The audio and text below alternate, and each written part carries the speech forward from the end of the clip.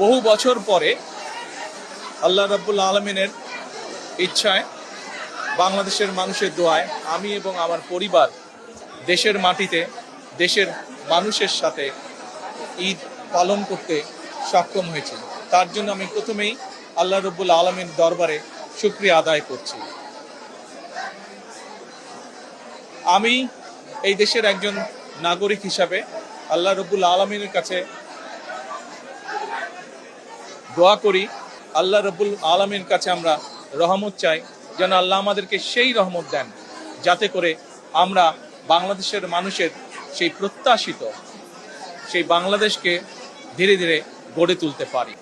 দেশবাসীর কাছে আমি দোয়া চাই, একই সাথে দেশবাসীর কাছে আমি অনুরোধ জানাবো যে আপনাদের সহযোগিতা যদি থাকে, ইনশাল্লাহ আপনাদের এই নির্বাচিত সরকার দেশকে আপনাদের চাওয়া অনুযায়ী দেশ গঠনের কাজে সর্বোচ্চ শক্তি দিয়ে চেষ্টা চালিয়ে যাবে। সকলে, দেশের সকল মানুষ, দলমত নির্বিশেষে সকল মানুষ ইনশাল্লাহ ভালো থাকবেন, সুস্থ থাকবেন।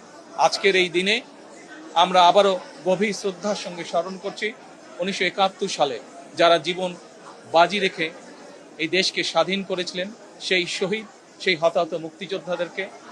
আমি একই সাথে স্মরণ করতে চাই 2024 সালের ছাত্র জনতার গণ আন্দোলনের মাধ্যমে এই দেশকে স্বৈরাচার মুক্ত করতে গিয়ে যারা শহীদ হয়েছেন, যারা হতাহত হয়েছেন, সেই সকল গণতন্ত্রের যোদ্ধাদেরকে, সেই সকল গণতন্ত্রে শহীদ হওয়া মানুষগুলোকে, তাদের সকলের আত্মার মাগফিরাত কামনা করছি।